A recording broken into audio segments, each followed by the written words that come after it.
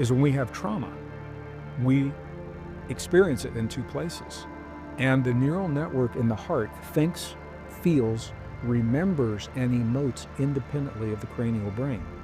So that means the trauma that we experience throughout our lives, including me, in coming from an abusive alcoholic family, that trauma is instilled, if it's unresolved, in both places. So I can go to a therapist and talk about my trauma from the polarity of my left and right brain. That's the ego.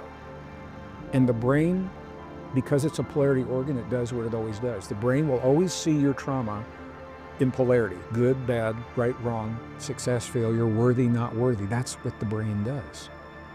The beauty of being able to access trauma from the heart is the heart is not in polarity. And there are techniques called, for example, heart-brain coherence. Some of your guests have talked. I know my brother, Dr. Joe, he and I used to teach together. I was using it in my programs. He began using it in his programs. It was very successful. He's taken it light years beyond where we were working together in the past, because it works.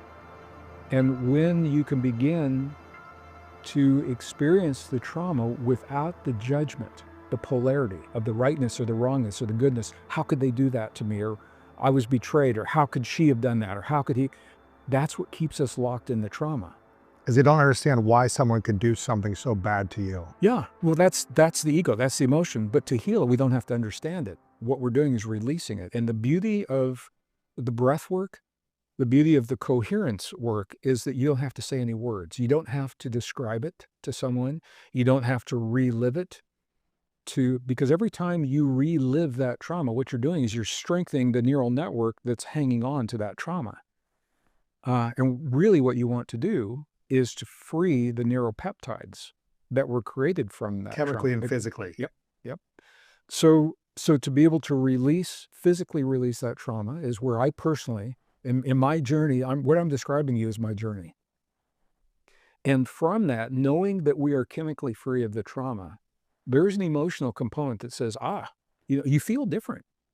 I mean, You feel a release. Oh man, Yeah. what I invite people to do in our 4-day programs is take a picture of their own eyes before we go through this process. And the process involves what we're doing now. It's information to give them reasons to think differently. It's techniques, and it's breathing and other things that go with that. And then take pictures afterwards. Now,